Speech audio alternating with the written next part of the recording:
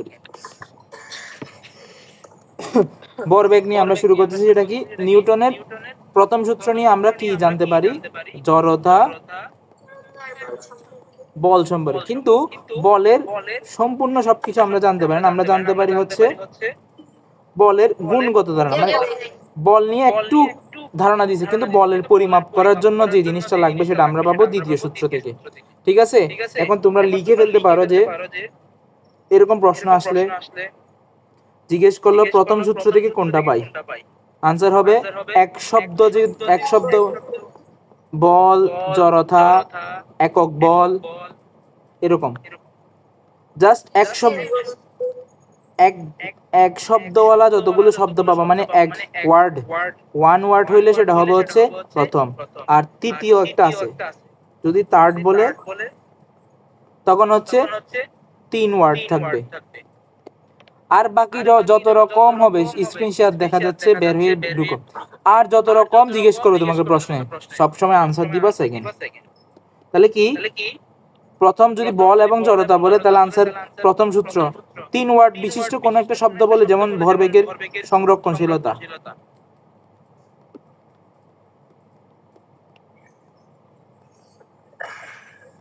ভরবেগের সংরক্ষণশীলতা হচ্ছে থার্ড। আর যত রকম বলবে বলের ধারণা, একক বল, বলের প্রকৃতি, যত কিছু বলুক সবগুলোর আনসার হবে সেকেন্ড। বুঝা গেল?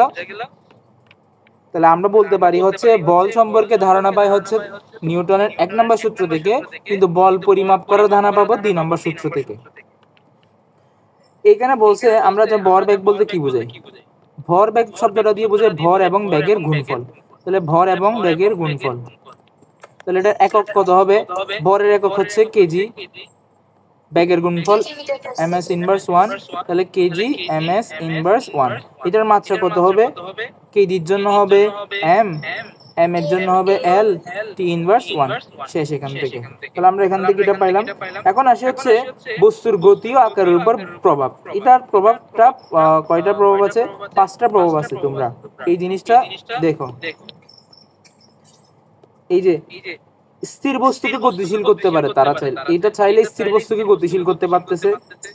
তারপর হচ্ছে গতিশীল, ধরো একটা বস্তু গতিশীল আছে, ধরো একটা মার্বেল গতিশীল আছে, এটার উপর তুমি আর একটা টুকা দিলা, তাহলে মার্বেলটা আরো গতিশীল হলো। বা একটা ছোট গাড়ি তুমি মনে করে খেলা করতেছো, একটা গাড়ি তোমার টেবিলের উপর আস্তে আস্তে চলতেছে, তুমি আরেকটু জোর দিলা, তাহলে এটা ব্যাগটা বৃদ্ধি পেতে পারে। কারো অন থাকলে একটু অফ করিও।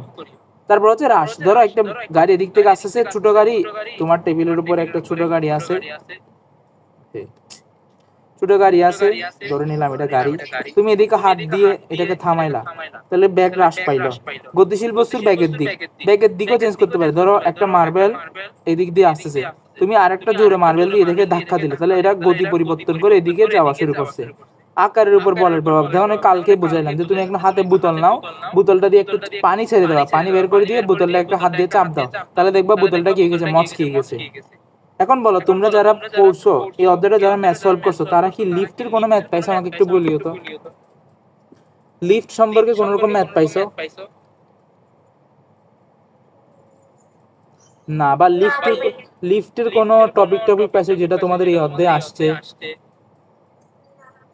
আচ্ছা আচ্ছা, লিফট নিয়ে একটা জিনিস, এটা সবসময় পড়তে হবে, মানে এটা যে এসএসসি লেভেল এমন না, এটা হচ্ছে তোমরা যে লেভেলে যাও ফিজিক্স পড়ো, এখানে লিফটের ক্ষেত্রে তোমরা দেখবা যখন তুমি একটা লিফটে দাঁড়াইছো, এখন মাটি একদম ফ্লোরে, লিফটে যখন চলা শুরু করে তুমি তখন নিজেকে ভারী অনুভব করো না? ভারী অনুভব করো না? যখন উঠতে শুরু করবে, মাত্র উঠতে শুরু করে, কেন ভারী অনুভব করো? দেখো, আমরা জানি F is equals two mg, ঠিক আছে? তাহলে এই বলটা আমরা অনুভব করি, কিন্তু কথা হলো যখন আমরা একটা নির্দিষ্ট ত্বরণে লিফটটাকে উপরের দিকে তুলবো, আবার আমাকে পৃথিবী জি ত্বরণে নিচের দিকে টানতেছে, তাহলে আমার টোটাল ত্বরণ হবে কত? এক, আমার নিজের একটা ত্বরণ আছে, বা আমার লিফটের একটা ত্বরণ আছে, আবার লিফটটাকে জি এ ত্বরণে জি, তাহলে এটা হবে হচ্ছে F is equals to m a plus g। তাহলে এই বলের কারণে আমার মনে হয় কি, আমার শরীরের ওজনটা, বা আমি বেশি বেশি ওজন ফিল করি। এরপর ধরো হঠাৎ করে ওঠার পরে ধরো আমি ফ্লোর থেকে উঠে গেলাম, ওটা যাওয়ার পরে দেখবা তোমার এই যে হঠাৎ করে নিজের ওজন বৃদ্ধি পাওয়ার যে ফিলিংটা এটা চলে গেছে। কেন? তখন তার কোনো লিফটের কোনো কি থাকে না, ত্বরণ থাকে না, তার থাকে সমবেগ। তাহলে শুধুমাত্র মহাকর্ষজ যে ত্বরণ বা অভিকর্ষজ যে ত্বরণ সেটাই কাজ করতেছে। তাহলে যখন F is equals to ma, এখানে F a plus G, always a plus G হবে। তাহলে লিফটের ক্ষেত্রে অলওয়েজ মনে রাখবে এভাবে, লিফটের ক্ষেত্রে F equals to F is equals to m plus a plus G. তাহলে এখানে a তো জিরো, অনলি কাজ করতেছে F ইজ ইকুয়ালস টু জি।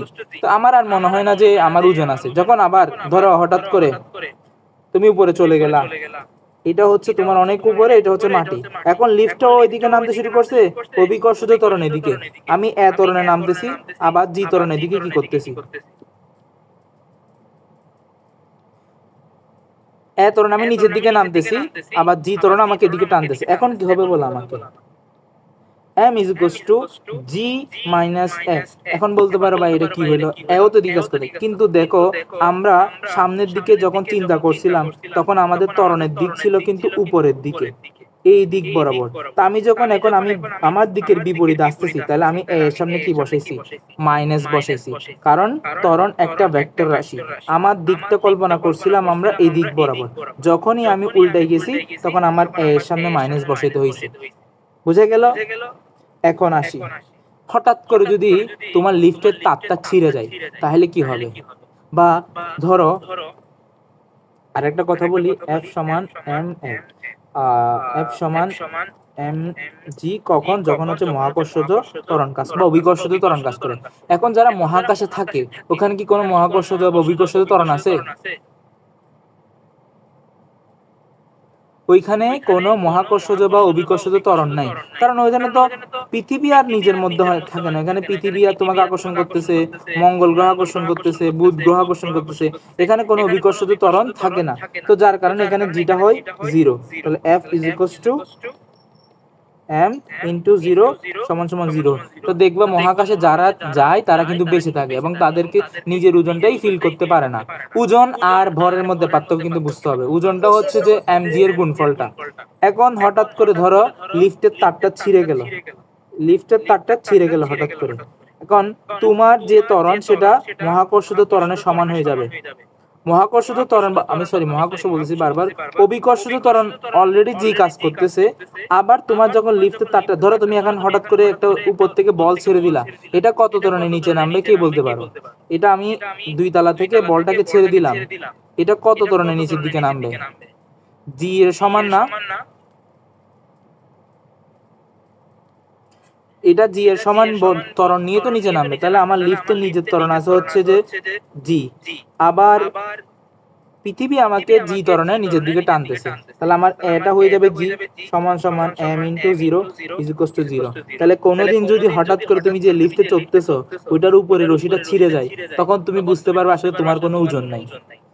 তাহলে একটা প্রথমত বললাম কি কেস, যখন তুমি উপরে উঠতেছো তখন হচ্ছে যে m ইন্টু নিজের ত্বরণ প্লাস অভিকর্ষজ ত্বরণ দুইটাই কাজ করতেছে। যখন তুমি সমবেগে উঠতেছো তখন অনলি শুধু মহাকর্ষজ অভিকর্ষজ ত্বরণ কাজ করতেছে।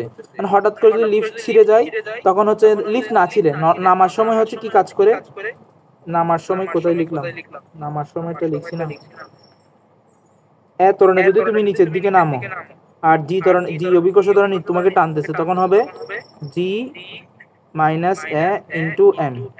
আর যখন এ ইজ ইকুয়ালস টু জি হয়ে যাবে, এটা কখন হবে, এ ইজ ইকুয়ালস টু জি কখন হবে, যখন হচ্ছে লিফটের তারটা ছিঁড়ে যাবে। এটা একটা বেসিক জিনিস বোঝানো ছিল, বুঝাই দিলাম। এটা নিয়ে এত ম্যাথ আসে না, বাট জিজ্ঞেস করা আর কি যে ওঠার সময় কেন আমরা ভারী অনুভব করি, তারপর যখন ওঠার পর হয়ে যায় কেন আমরা কোনো ভারী অনুভব করি না, আবার হঠাৎ করে যখন তার ছিঁড়ে যাবে তখন কি হইতে পারে। তাহলে আমাদের এখানে শেষ। আমি কথাটা বলে ফেললাম, নিউটনের প্রথম সূত্র থেকে আমরা বলের গুণগত ধারণা পাই, কিন্তু বলের পরিমাপের ধারণা পাই কোত্থেকে, নিউটনের দ্বিতীয় সূত্র থেকে। এরপর আসি হচ্ছে যে নিউটনের দ্বিতীয় সূত্রটা আসলে কি বলছে। নিউটনের দ্বিতীয় সূত্র বলছে হচ্ছে বস্তুর ভরবেগের পরিবর্তনের হার, বস্তুর ভরবেগের পরিবর্তনের হার প্রযুক্ত বলের সমানুপাতিক। দেখো ভরবেগের পরিবর্তন জিনিসটা কি, ভরবেগ বলতে বোঝায় এম এবং বি। আর আমি তোমাদের একবার বলছিলাম এই ডেল্টা দিয়ে কি প্রকাশ করে, এই ডেল্টা দিয়ে কোনো কিছু পরিবর্তন প্রকাশ করে। তাহলে আমি সামনে লিখলাম ডেল্টা ভি। হার বলতে কি বোঝায়, সময় দিয়ে ভাগ, কোন একটা জিনিস হার বলতে বোঝায় সময় দিয়ে ভাগ। তাহলে এটা ইজ ইকুয়ালস টু সমানুপাতিক এফ। সমানুপাতিক বলছে না, এখন আমি যদি সমানুপাতিক চিহ্নটা তুলে ফেলি, আমি এখানে একটা কে পাবো। অলওয়েজ সমানুপাতিক চিহ্ন তুললে আমরা একটা কে পাবো। এখন এই কে এর মানটা আমরা চাইলে প্রমাণ করতে পারি, কিন্তু বিজ্ঞানীরা আমাদের প্রমাণ করে দিয়ে চলে। যেমন জি এর একটা মান আছে, কে এর একটা মান আছে, আরো অনেক তোমরা মান পাবা। প্লাঙ্ক ধ্রুবকের একটা মান আছে, তারপর এরকম অনেকগুলো ধ্রুবকের মান বিজ্ঞানীরা নিজেরা আবিষ্কার করে দিয়ে গেছে। তো এটার কাছে ওয়ান, এটা আমাদের আর মাথা কামাইতে হয় না। সেজন্য এফ ইজ ইকুয়ালস টু কি হবে, del M v by T, অথবা F is equals to M one V one minus M one m1 m into V minus U by T. মানে তার আদি বেগ ছিল ভি, ইউ শেষ বেগ বি। আদি ভরবেগ ছিল এম বি, এম ইউ শেষ ভরবেগ এম বি। ঠিক আছে, এটা হচ্ছে আমাদের একটা সূত্র। এখন এটার একক কি হবে, ভরবেগের একক কি বলে, এটার একক হবে উপরে হচ্ছে এমবি। এমবি মানে হচ্ছে ভরবেগ, ভরবেগের একক পাইছিলাম কেজি এম এস ইনভার্স 1, আবার নিচে পাচ্ছি হচ্ছে 1 এস সময়, তাহলে এটা হবে কেজি এম এস ইনভার্স 2। তাহলে তারপর আসে এখান থেকে আমরা একটা জিনিস লিখবো, সেটা কি, M into V minus U by T. তাহলে আমরা এটা সমান কি জানি, ত্বরণ। এটা থেকে আমরা লিখি এম এ। নিউটনের সূত্রটা এখান থেকে আসে। তোমাদের সূত্র প্রমাণ আসলে এইচএসসি লেভেলে সূত্র প্রমাণ লাগেই না বাবা, কখনোই লাগে না। তোমরা শুধু ম্যাথই লাগে, এইচএসসি তো লাগে না, এসএসসি তো লাগে না। কিন্তু যাদের মনে স্যাটিসফ্যাকশনের জন্য সূত্রগুলোর প্রমাণ দেখতে চাও, তারা আসলে দেখতে পারো। কিন্তু সূত্রের প্রমাণ কখনো আজীবন, যারা ম্যাথমেটিক্স নিয়ে পড়ার ইয়ে বলে, আমি বলি যাদের ম্যাথমেটিক্স নিয়ে গবেষণা করার বা ম্যাথমেটিক্স নিয়ে পড়ার ইচ্ছা অনেক বেশি, তাদের ক্ষেত্রে সূত্রগুলোকে তোমরা বুঝে বুঝে আরো ভালো করে পড়বা। একইভাবে এখানে আরেকটা সূত্র লিখছে এফ সমানুপাতিক এম এ, এটা তো তোমরা জানো এফ ইকুয়ালস টু এম এ। এখানেও সেম, এটা করতে গেছে সেম কথা, যে ভরবেগের পরিবর্তন থেকে আনছি। ধর আমি এখান থেকে কথাটা না আনে আবার সুন্দর করে আনি, যে এফ সমানুপাতিক ভরবেগের পরিবর্তনের হার। তাহলে এফ সমানুপাতিক আমরা লিখলাম M delta V by T. F সমানুপাতিক M delta V by T equals to A. এখান থেকে লিখলাম F equals to K M A. তো কে এর মান আমরা বের করে লিখলাম কত, 1। যখন আমরা এম কে 1 ধরছি, এ কে 1 ধরছি, তখন এটা মান বের হইছে 1। আর তো কিছু জানার দরকার নেই, তোমরা পড়বা কি F is equals to M A বা বল ইজ ইকুয়ালস টু ভর ইনটু ত্বরণ।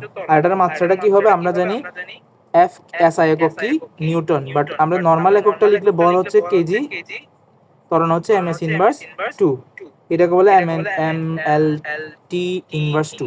কিন্তু তোমাদের বইয়ে একটা জিনিস নাই, বা এটা জানা লাগতেও পারে নাও লাগতে পারে, সেটা বলে একটা শব্দ আছে, টার্ম আছে, এটাকে বলা হয় বলের ঘাত।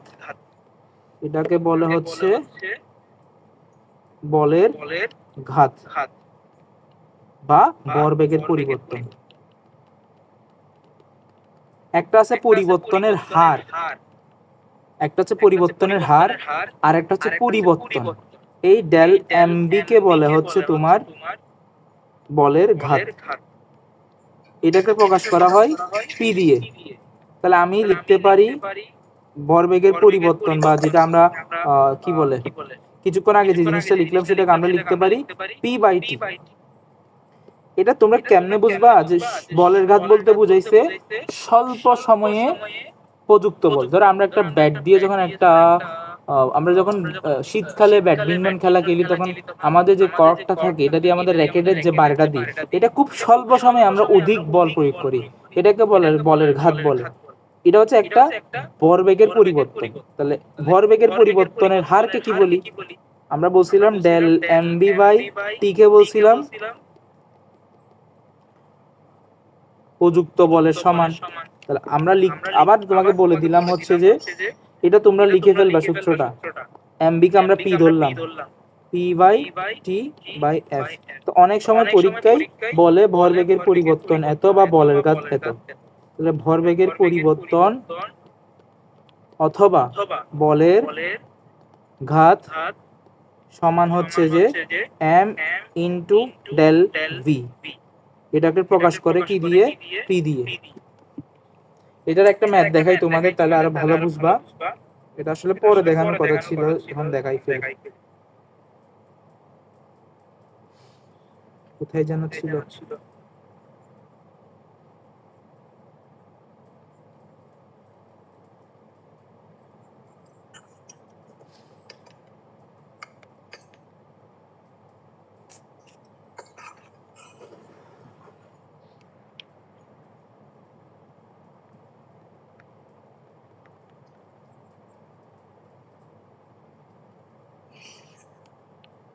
আচ্ছা এইটা এখন পাচ্ছি না, যখন ম্যাথ সলভ করবো তখন। আমি দেখছি এখানে আছে কোথাও।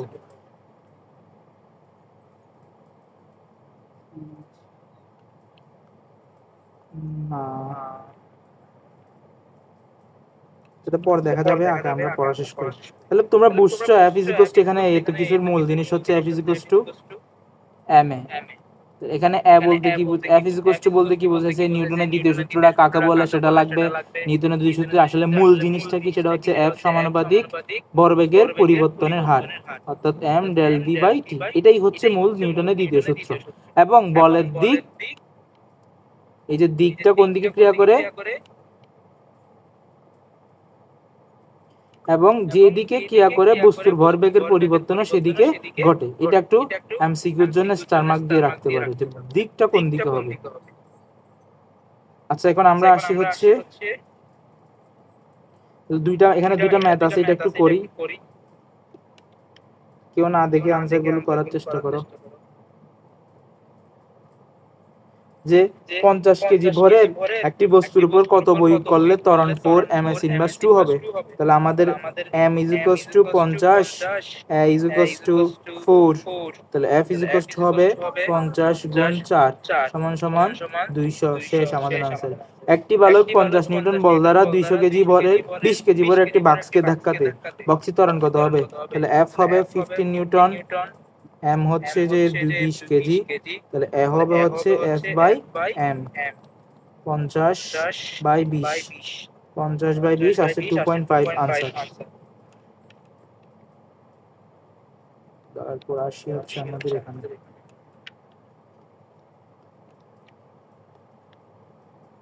পরে আসবে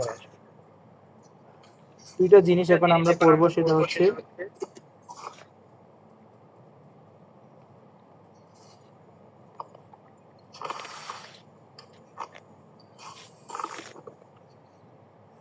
ভরবেগের নিত্যতা সূত্র আর শক্তির, কার ফোনের জন্য বেশি আওয়াজ হচ্ছে, শক্তির নিত্যতা সূত্র। এটা বলতে কি বোঝায়? যে সংঘর্ষের পূর্বে এবং পরে মোট ভরবেগ পরিবর্তন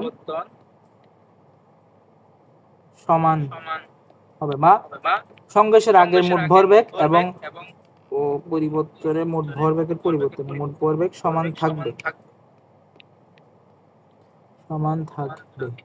যেমন ধরো এটা একটা বস্তু m1, তার আদিবেগ u1। আচ্ছা আমরা বস্তু দিয়ে না বলি, আমাদের তো সুন্দর সুন্দর ছবি আছে। এটা একটা ট্রাক, এটা একটা কার।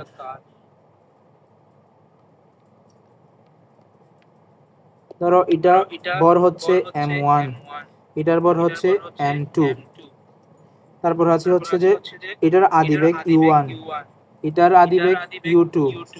এটার যখন এসে এটাকে ধাক্কা দেওয়ার পরে তার বেগটা হচ্ছে v1, আর এটা যখন ধাক্কা খাওয়ার পরে চলা শুরু করলো তখন তার বেগ হচ্ছে v2। তাহলে আমাদের নিত্যতার সূত্রটা অনুসারে ভরবেগের পূর্বে মোট ভরবেগ, তাহলে পূর্বে এই দুইটার মোট ভরবেগ কত? প্রথম হচ্ছে m1 plus u1 is plus m2 u2 is equals to m1 v1 is equals to m2 v2। এটা হচ্ছে শক্তির ভরবেগের নিত্যতার সূত্র, সংঘর্ষণের নিত্যতার সূত্র। আর যদি শক্তি বলে তুমি জাস্ট কি করবা, ভরবেগের জায়গায় শক্তি জিনিসটাকে ইনপুট করে দিবা। তাহলে এটা কি হয়, আমরা সত্যি কিছু তোমার কারণে তো পড়ো নাই, কে দিয়ে প্রকাশ করি, এটাকে লিখে আমরা হাফ mv স্কয়ার। তো একই ভাবে আমরা এটাও লিখবো কি, সংঘর্ষের আগে হচ্ছে half m1 u1 square plus half m2 u2 square is equals to half m1 v1 square, এই v2 করতে গেছে m2 v2 square. Half half common নিয়ে নিলে হবে হচ্ছে, যদি উপবস্থায় হাফ কাটি দিই m1 square m2 u2 square m সমান সমান m1 v1 square plus m2 v2 square. তাহলে আমি যদি বলি তিনটা বস্তুর ক্ষেত্রে তাহলে কি হইতো, তাহলে আরো বাড়তো m1 plus m2 plus m3 যতটুকু হবে। এখন আমি তোমাকে একটা সিনারিও দিই, সেটা হচ্ছে ধরো এটা হচ্ছে যে আমাদের পালিয়ে যাওয়া আপার নৌকা, এখানে দুইজন মাঝি আছে, এদিকে লাফ দিল এদিকে লাফ দিল, দেখি বলে এখানে কয়টা হবে, m1 হবে, m2 হবে, m3 হবে, m4 হবে, কতটুকু পর্যন্ত আমরা যাব, বা এখানে কয়টা ঘটনা ঘটছে বা কয়বার সংঘর্ষ হয়েছে, মোট কথা সংঘর্ষ কয়টা, 3 বার সংঘর্ষ হবে। কেন, যখন এই মাঝিটা লাফ দিবে তখন সে যখন এই মাঝিটা লাফ দিচ্ছে তখন সে নৌকার দিকে একটা লাথি দিচ্ছে বা সংঘর্ষ হইল, আবার এই সংঘর্ষটা গিয়ে একে গিয়ে একটা ধাক্কা দিবে, দুইটা সংঘর্ষ হইল, পরবর্তীতে এও নিজে আবার নৌকার দিকে একটা ধাক্কা দিল, এখানে 3 বার সংঘর্ষ হয়েছে। কয়বার সংঘর্ষ হয়েছে, 3 বার।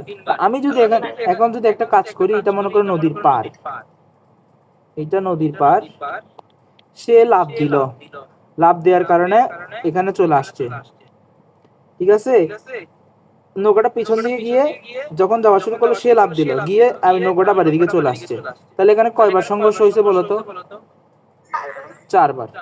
কিন্তু এতবার যাবে না, 3 বার পর্যন্ত গিয়ে তোমাদের ম্যাথ আসা, এই ম্যাথ পর্যন্ত, এই নৌকার একটা ম্যাথ আছে, এটা পরে করাবো যখন আমরা ম্যাথ গুলো সলভ করবো। আপাতত এতটুকু বুঝছো কিনা বলো।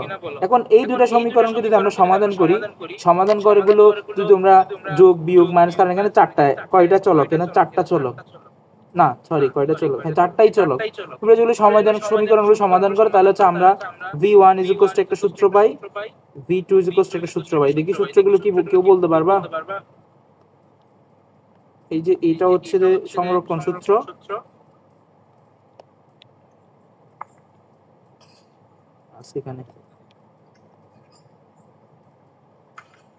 এখানে সুন্দর করে লেখা আছে, বা কমন টমন নিয়ে দুই পাশে m1 কে নিয়ে গেছে, এই যে m1 কে দুই পাশের m1 কে একসাথে করছে, তখন এটা আসছে, এটা হচ্ছে শক্তির নিত্যতাটা নিচেরটা, আর এটা হচ্ছে ভরবেগের সংরক্ষণ সূত্র। কারো সমস্যা আছে, এটা দেখা যাচ্ছে না বা এরকম, এটা একটু খাতায় লেখা তো ওই জন্য একটু সমস্যা হইতেই পারে, এটা আমরা পড়ছি। এখন আমরা জানি আমাদের মূল জিনিস হচ্ছে যে সূত্রগুলো, তো সূত্রগুলো আমরা একটু দেখি, সেটা হচ্ছে যে এই তো ভরবেগের সংরক্ষণশীলতার সূত্রটা হচ্ছে এটা, কখন বলো তো দেখি, দেখি বলো এটা কখন হবে, কোন কন্ডিশনে সূত্রটা অ্যাপ্লাই হবে, কে বলতে পারবা, লিখেই দিছে b1 = b2, কিন্তু আমাকে তো b1 b2 বলে তো হবে না, এটা তো আমিও দেখতেছি, একটা एग्जांपल দাও। যখন বেগের পরিবর্তন হবে না, যখন সংঘর্ষের পরে বস্তু দুটো একসাথে চলা শুরু করে, ঠিক আছে, কারণ তখন তো v1 = v2, তারপর শক্তির নিত্যতার সূত্র, এখান থেকে আমরা v1 = পেলাম, v2 পেলাম, দুই ক্ষেত্রে m1 + m2 m1 + m2, যখন v1 বলি m1 মাইনাস m2, 1 বললে m1 মাইনাস m2, 2 বললে m2 মাইনাস। এটা সূত্রগুলো একটু মুখস্থ রাখা কষ্টকর, তো দেখো মনে রাখা যায়। যখন আমরা b1 বললাম তাহলে এখানে m1 থেকে বিয়োগ করব, যখন b2 বললাম আমরা m2 থেকে বিয়োগ করব। এখানে যেহেতু শুরুতে আমরা m1 লিখছি, এখানে আমরা শুরুতে m2 লিখব, তার সাথে u2 বলবো। দেখি একটু করে দেখে সবাই এটা খাতায় লিখো মুখস্থ। একবার কয়েকবার না, ধরো আমি তোমাকে 30 সেকেন্ড সময় দিলাম, সবাই একটু খাতায় লিখো, প্র্যাকটিস করে একটু।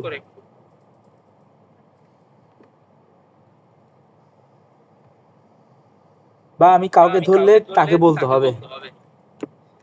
আবরার শাহরিয়ার কিসে বেড়ে গেছে,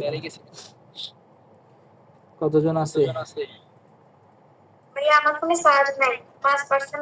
আচ্ছা তাই আর কি, যতক্ষণ পারো ততক্ষণ করো।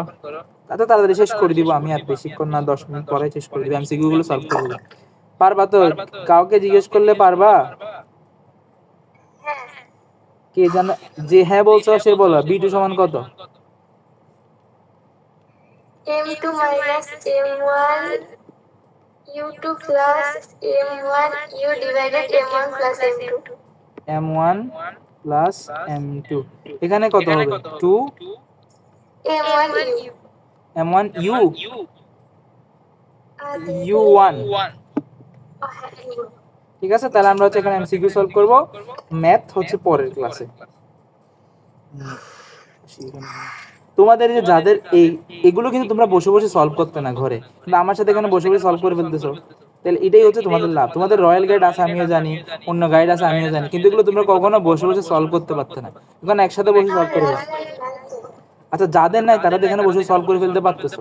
দেখো ভরবেগের দিক কোন দিকে, কিছুক্ষণ আগেই বলছিলাম, বরের দিকে, বেগের দিকে। তারপর কোশ্চেনে আসি, ভরবেগের একক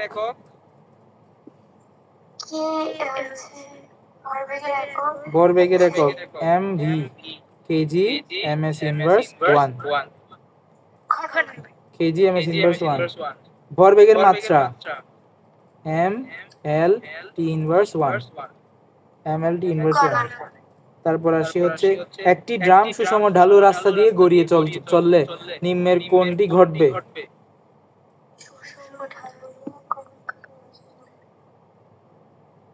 তো ভরবেগের পরিবর্তন, কোন প্রকার ঘর্ষণ বল থাকবে না, ত্বরণ ক্রমাগত বৃদ্ধি পাবে, বল ক্রমাগত হ্রাস পাবে। কি বলছো? ক নাম্বার, কারণ ভরবেগের পরিবর্তন হার একই থাকবে। তারপর হচ্ছে এত কেজি এত কিলোমিটার বেগ, গতিশীলের ভরবেগ কত? তাহলে ব্যাগ ভর জানি, ব্যাগটা হচ্ছে তোমরা ওই 3600 দিয়ে ভাগ করে, বা না এটা তো তোমাকে গিয়া দিয়ে নিতে হবে, এমএস ইনভার্স 1 এ নিতে হবে, আগে এমএস ইনভার্স 1 এ নিয়ে যাবে। এটাকে 72,000 ভাগ 3600 ভাগ করে হচ্ছে এই যে ভরবেগের পরিবর্তনকে পি দিয়ে প্রকাশ করে, অনেক সময় ভরবেগকেই পি দিয়ে প্রকাশ করে, ভরবেগকে পি দিয়ে প্রকাশ করে, ভরবেগকে পি দিয়ে প্রকাশ করে, এটা মনে রাখবা। তারপর আসে হচ্ছে যে এটা 20 এমএস ইনভার্স 1 50 টেনিস বল নিক্ষেপ করলে দেওয়ালে থেকে একই দিকে ফিরে। আচ্ছা এটা তোমাদের বইয়ে আছে যে ফিজিক্স, এখানে আছে, এটাতে হচ্ছে যে এই জায়গায়, এই তো এটার আনসার কে দিতে পারবে? যে একটা বস্তু, এটা একটা দেওয়াল, আমি একটা বস্তুকে ভি বেগে, এম্বরের একটি বস্তুকে এদিকে ধাক্কা দিলাম, এটা তোমার হাতে এসে এখানে আসলো, তো কি বলো ভরবেগের পরিবর্তনটা কত? তাহলে আদি ভরবেগ হচ্ছে কত? ধরো এটা ধাক্কা খেয়ে আবার v2 বেগে আসতেছে, বা ধরো বি দুটো ক্ষেত্রে বিটা সমান, তাহলে আমরা বলবো ভরবেগের পরিবর্তন m1 v1, যেহেতু পিছন দিকে ফিরে আসছে, তাহলে কি হবে? মাইনাস m1 m2, কেমন হবে? m1 v1 0 হবে। কারা কারা জিরোর পক্ষে? কারা কারা তো না, এখানে কয়েকজন আছে, যারা আছে তারা বলো কেন জিরো হবে না। দেখো আমি যখন বস্তুটাকে এদিকে নিক্ষেপ করলাম তখন ধরে নিলাম দিক এদিকে, কিন্তু যখন সে পিছন দিকে ফিরে এলো তখন দিকটা কিন্তু বিপরীত দিকে। বিপরীত দিকে হলে আমরা কি লিখি? সামনে একটা মাইনাস লিখি। তাহলে আমাদের সমীকরণটা হবে এভাবে, m1 বা আমি m ধরি, m v minus m into minus B, তাহলে হবে 2mb। এটা তো তোমাদের এখানে করে দিছে, ঠিক আছে। তাহলে আমরা এমসিকিউটা দেখি। এই যে 200 ml 20 50 গ্রাম, তাহলে এটা কেজিতে নিতে হবে, কেজিতে না নিয়ে ভুল হবে।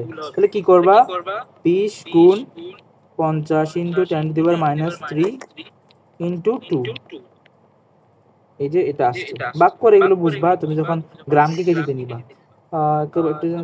কোনটি থামাতে, আচ্ছা কোনটা থামাতে বেশি কষ্ট হবে, যার ভরবেগ বেশি তাকে থামাতে বেশি কষ্ট হবে। একটা বড় ট্রাক আর একটা ছোট একটা খেলনার গাড়ি, কোনটা থামাতে বেশি কষ্ট হবে? মনে করো দুটোটার ব্যাগই 2 ms ইনভার্স 1, দুটোটার ব্যাগই 2 ms ইনভার্স 1, কিন্তু তোমাকে থামাতে কষ্ট হবে কোনটাতে? ভরবেগ বেশি তার। যেহেতু ট্রাকের যদি ভরবেগ বেশি হয়, যে ট্রাকের ভরবেগ বেশি হবে সেটাকে থামাতে বেশি কষ্ট হবে। তারপর কোন নির্দিষ্ট বস্তুর ব্যাগের মান পরিবর্তন হয় দ্বিগুণ হলে এর বর্গের পরিবর্তন কিরূপ? দেখি বলো। কোন একটি নির্দিষ্ট বস্তুর ব্যাগের মান পরিবর্তিত হয়ে দ্বিগুণ হলে এর ভরবেগের পরিবর্তন কিরূপ হবে? তাহলে আদি ভর, ধরো এটা m1, তার আদি v1, ভরবেগের মান পরিবর্তিত হয়ে তাহলে mv2, এটা v2 হচ্ছে যে v1 এর দ্বিগুণ, অর্থাৎ 2mv1। এটা হচ্ছে আদি, এটা হচ্ছে শেষ। তাহলে ভরবেগের পরিবর্তন কত হবে? দুইটা বিয়োগ করো, তাহলে কি সমান থাকবে? দ্বিগুণ হবে। দেখো যখন আমরা আচ্ছা না না না না না না না না, ঠিক আছে, ভরবেগের পরিবর্তন কিরূপ? ভরবেগের পরিবর্তন প্রশ্নগুলো, আচ্ছা তোমাদের এই জন্য হচ্ছে এগুলোকে আমি একটু বলে দিই। যদি জিজ্ঞেস করে ভরবেগের পরিবর্তনের মান কত, তখন হবে অপরিবর্তিত, কারণ যখন 2mv - mv করব তখন mv আসতেছে। কিন্তু যখন বলবে কত হবে, তুলনা করতে বলবে, ধরো আমার উচ্চতা 5 আর একজন উচ্চতা 10, যদি জিজ্ঞেস করে তোমাদের উচ্চতার তুলনা কত, তখন হবে হচ্ছে কি 10 কে আমি 5 দিয়ে ভাগ করলে 2, কিন্তু দিলে তোমাদের মধ্যে উচ্চতার পার্থক্য কত, তখন আনসার হবে হচ্ছে কিন্তু 5। বুঝা গেল? কখন কোন প্রশ্নটা করতেছে সেটার উপর ডিপেন্ড করে। এখানে হচ্ছে ভরবেগের পরিবর্তন কিরূপ, এটা হচ্ছে আগের দ্বিগুণ, আগের দ্বিগুণ। তাহলে আগেরটাকে পরেরটা দিয়ে ভাগ করবো, পরেরটাকে আগের দিয়ে ভাগ করে যেটা আসবে সেটা। আচ্ছা দেখে, সমান ভরের দুটি বস্তু প্রথমটির ভরবেগ দ্বিতীয়টির ভরের 5 গুণ হলে বেগের অনুপাত কত? তাহলে এই জিনিসটা দেখো, প্রথমটা p1 = mv1, দ্বিতীয়টা হচ্ছে mv2, উত্তর দেখা যাচ্ছে। আচ্ছা প্রশ্নটা কি বলছে? প্রথমটির ভরবেগ দ্বিতীয়টির 5 গুণ, তাহলে p1 = এটা বুঝছো কিনা বলো, এই লাইনটা বুঝছো তো? প্রথমটা দ্বিতীয়টার দ্বিগুণ, তাহলে আমরা লিখি m1 v1 = 5 × m(e2). জিজ্ঞেস করছে কি বেগের অনুপাত, তাহলে বেগের অনুপাত হবে কি, আমি কাটা দিলাম, v1/v2 = 5:1, আনসার হচ্ছে 5:1। নিউটন এত সেকেন্ড ভরবেগে কাজ করলে বস্তুর ভরবেগের পরিবর্তন, এই যে তোমাকে কি কি দিল, ভর দিল, m দিল, f দিল, t দিল, ভরবেগের পরিবর্তন নির্ণয় করতে বলছে। তো আমি আগেই বলছি ভরবেগের পরিবর্তনকে আমরা p দিয়ে প্রকাশ করি, এবং সূত্রটা হচ্ছে কি p/t। ঠিক আছে, তাহলে আমার b দেয়া আছে, t দেয়া আছে, আমি এখান থেকে কি বের করব, p টা বের করলাম, ভরবেগের পরিবর্তনটা এখানে নির্ণয় করছি। এখানে অন্যভাবে এই তো এটাকে আমরা p দিয়ে প্রকাশ করি। এখন এখান থেকে আরেকটা প্রশ্ন করতে পারে যে বেগের পরিবর্তন কত। একই প্রশ্ন তোমাকে জিজ্ঞেস করতে পারে ভরবেগ না বলে বেগের পরিবর্তন কত। তাহলে তুমি আগে কি করবা, তোমার f দেওয়া আছে, mt দিয়ে আমরা p টা বের করব। ধরো p মনে করে x, আবার আমরা জানি p = m ডেল্টা v, তাহলে x = m ডেল্টা v। এখানে x এর মান তো দিয়ে দিবে, m দিয়ে ভাগ করলে যুক্ত হবে। জেরিন এখন যুক্ত হইছো। আচ্ছা দেখি এটা তোমরা করো, আনসার বলে দেখি করে। একটি ফুটবল কি, আচ্ছা করো করো, দেখা যাচ্ছে।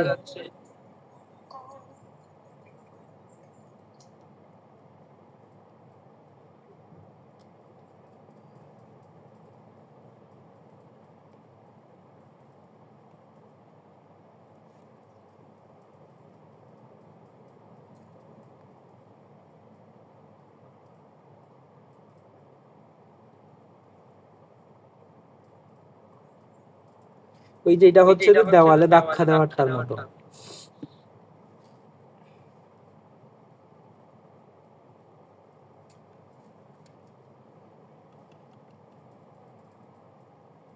আমরা থিওরিটা বুঝাই তোমাকে, ভাইয়া আমার বিশেষ ক্লাস মনে হয় করতে পারো না। আচ্ছা ঠিক আছে, সমস্যা নাই।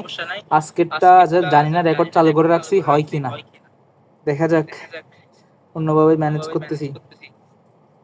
তাহলে তার ভর তো সেম, তাহলে v1 বেগে গেল, ধরো এটা ভাবে না বলে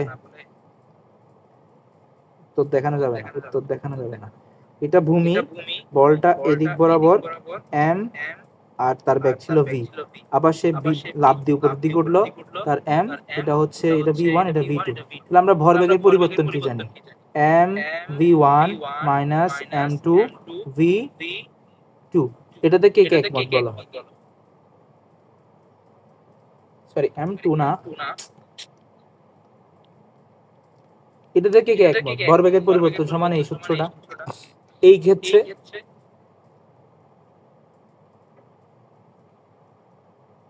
যারা আসো তারা কয়েকজনই আসো ভাই, এতক্ষণ কারেন্ট ছিল না, যদি প্রশ্ন আবার বুঝাইতেন। মানে ধরো আমরা জানি ভরবেগের পরিবর্তন বলতে বুঝাইছে আদি ভরবেগ এবং শেষ ভরবেগের পার্থক্য। তো আমি একটা বস্তুকে আকাশ থেকে ফেলে দিলাম যার ভর হচ্ছে m এবং যার আদি বেগ হচ্ছে v1, এটা ধাক্কা খেয়ে উপরের দিকে চলে আসলো, তাহলে তার ভর তো সেম আছে কিন্তু বেগ হয়ে যাবে v2। তাহলে এখন বলো ভরবেগের পরিবর্তন, ভরবেগের পরিবর্তন এটা হবে কি না? আমি আগেই বলছি না, কেন না, কারণ এখানে দিকটা চেঞ্জ হয়ে গেছে।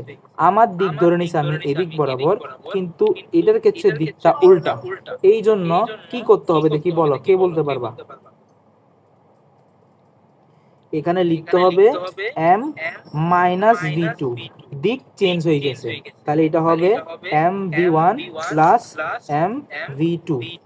তাহলে এটা শর্টকাট লিখলে v1 প্লাস v2। বুঝা গেল? এটা কিন্তু ইম্পর্টেন্ট, এগুলোতে যারা প্লাস পাবে তাদের ম্যাথ, কারণ সবাই তো পাবে, সবাই তো ম্যাথের আনসার এগুলো বুঝতেছে। ভরবেগের পরিবর্তন সমান আদি ভরবেগ বা মাইনাস শেষ ভরবেগ, কিন্তু এখানে যে প্লাস মাইনাস নিয়ে খেলা আছে, প্লাস মাইনাস নিয়ে তোমাকে ঝামেলায় ফেলবে, এটা তো সবাই পারবে না। বুঝা গেল? যদি কোন একটা জিনিস তুমি ধাক্কা দিয়ে দাও আবার তোমার দিকে ফিরে আসে, সেই ক্ষেত্রে একটা মাইনাস ইউজ করতে হবে, কারণ দিক পরিবর্তন হবে। তো এই ক্ষেত্রে আনসারটা কি হবে? 1, তারপর হচ্ছে 10 প্লাস 8 80 না 18 18 18 সরি 80 কেন বললাম, 1 গুণ 10 এর সাথে 8 যোগ করলে 18। কে কে বুঝে না আমাকে একটু বলো, এই জিনিসটা কিন্তু বুঝাইতে হবে, বুঝতে হবে, বুঝাইতে হবে তো প্রত্যেকে সবচেয়ে বুঝতে হবে। এটা কি আমি আবার বুঝাবো? এটা আরেকটাই আছে, এই যে পাইছি একটা। আচ্ছা আরেকটু করে বুঝাই এই জিনিসটা তোমাদের। আসলে ধরো একটা বস্তু, একটা বল এখান থেকে আমি নিচের দিকে ছেড়ে দিলাম, তার ভর হচ্ছে m এবং তার বেগ হচ্ছে v1, এবং বস্তুটা ড্রপ খেয়ে, এই যে ড্রপ খেয়ে আবার উপরের দিকে ওঠা শুরু করলো, তখন তার বল ব্যাগ কি বলে বর কিন্তু mই থাকতেছে, কিন্তু তার ব্যাগটা চেঞ্জ হয়ে m2 হইলো। এখন জিজ্ঞেস করলাম ভরবেগের পরিবর্তন, তা আমরা জানি ভরবেগের পরিবর্তন মানে আদি ভরবেগ m1 mv1 মাইনাস শেষ ভরবেগ। এটা ভুল কেন? কারণ এখানে আমার দিকটা চেঞ্জ হয়ে গেছে, এই কারণে আমাকে কি করতে হবে, যেহেতু ব্যাগের দিকটা চেঞ্জ হয়েছে আমাকে ব্যাগের সামনে একটা মাইনাস বসাইতে হবে। এরকম বসাইলে এটা হয়ে যাবে m v1 plus m v2, তাহলে এটা হবে m v1 প্লাস v2। আমরা যদি দেওয়ালের জিনিসটা আবার একটু বলি, সেটা হচ্ছে ধর এটা একটা দেওয়াল, এই বলটা দিকে গেল, যার ভর হচ্ছে m ব্যাগ হচ্ছে v, এবং সেম m v বলে ফিরে আসলো, তার ভরবেগের পরিবর্তন হবার কথা ছিল normally m v minus m v2, হয়ে যাওয়ার কথা 0, কিন্তু আমরা দেখলাম আমাদের বই আনসার দেওয়া 2mv। কেন 2mv? প্রথম ক্ষেত্রে তার ভরবেগ হচ্ছে m v1 মাইনাস m, যেহেতু তার দিকটা চেঞ্জ হয়ে গেছে, আমার চিন্তা করা দিক এদিক বরাবর, এটার যখনই বিপরীত দিকে আসা শুরু করবে, যে জিনিসটার ক্ষেত্রে এটা হবে সেই জিনিসটার সামনে আমাকে মাইনাস বসাইতে হবে, তাহলে এখানে মাইনাস v বসাবো, তাহলে mv প্লাস MV হবে 2 MB। আশা করি সবাই বুঝতে পারছে। এখন লাস্ট একটা ম্যাথ আছে, এটা করি আমরা, তারপর শেষ ছুটি। এটা করো, প্রশ্ন দেখলে তো হয়েছে, আনসার তো দেখা, অপশনে দেখার দরকার নেই। একটি বস্তুর উপর 100 নিউটন বল কত সময় ব্যাপী কাজ করলে বেগের পরিবর্তন 10 kgms ইনভার্স 1 হবে?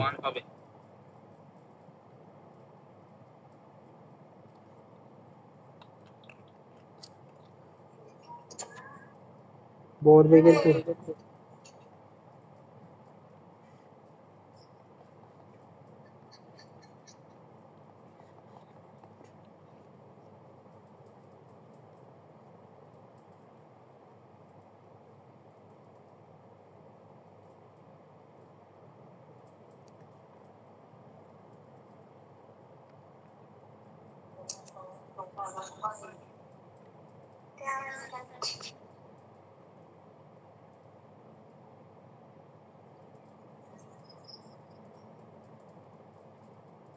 কেউ পারবে না?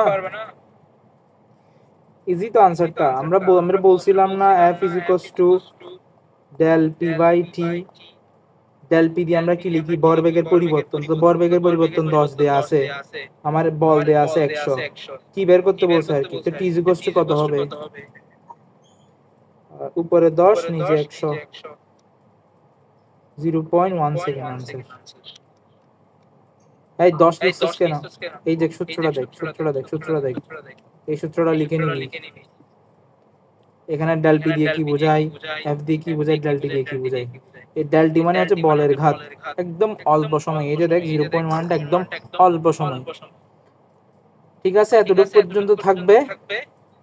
আর এটার উপর আসলে পরীক্ষা নেওয়া পসিবল না, তাও পরীক্ষা নেব। পসিবল না তাও পরীক্ষা নেব। দরকার হলে আমরা 10টা কোশ্চেন আনসার করবো বা 5টা পরীক্ষা নেব, তাও পরীক্ষা নেব। পরীক্ষা বাদ যাবে না প্রত্যেক ক্লাস না। আমার ক্ষেত্রে আমি এই 2 ক্লাসে পরীক্ষা নিচ্ছি, বাকিদের ক্ষেত্রে হচ্ছে ওরা ওদের উপর ডিপেন্ড করতেছে। বাট 2 ক্লাসে, প্রতি 2 ক্লাসে অবশ্যই পরীক্ষা হবে। মানে ওরা যদি প্রতি 2 ক্লাসে নেয় তাহলে 2 ক্লাসে নিবে। আমার ক্ষেত্রে আমি কালকে নিব, এবং কালকে 7টা বা 7:30টা থেকে আমার বায়োলজি শুরু হবে, যেটা চতুর্থ অধ্যায়। এটা শুধুমাত্র এনএন জেমস এর জন্য, কিছুটা স্পেশাল তো রাখতে হবে। ঠিক আছে, আল্লাহ হাফেজ। আর যারা নাম্বার পরীক্ষা দিছে তাদের নাম্বার আমরা দিয়ে দিব, আমি এখনই দিয়ে দিচ্ছি কে কত পাইলো। আর যদি সবাই কেউ যদি ওই নাম্বারটা, অর্থাৎ জড়তার প্রশ্নটা ভুল করে থাকোস, তাহলে এটা আনসার নিজেরাই কাউন্ট করে নিবি আর কি। টাটা, আল্লাহ হাফেজ। কিসের নাম্বার? পরীক্ষা দাও নাই? হ্যাঁ দিছিলাম। ওইখানে হচ্ছে জড়তার পরিমাপের সূত্র কয়টা, এখানে হচ্ছে আনসারটা যদি তুমি 1 দিয়ে থাকো বা 1 দিয়ে থাকো তাহলে তোমার আনসারটা হইছে। আমি ভুলে হচ্ছে যে আনসার ইনপুট দিতে 3 বসাই দিয়েছি, এই জন্য যারা যারা 1 দাগাইছিল বা 1 দাগাইছিল ওদের সবার গুলোকে ইনকারেক্ট হিসাব করছে। যদি তুমি 1 ধরে নাও বা 1টা আনসার করো তাহলে তোমার ওই নাম্বারটাও হবে। ঠিক আছে, টাটা, আল্লাহ হাফেজ।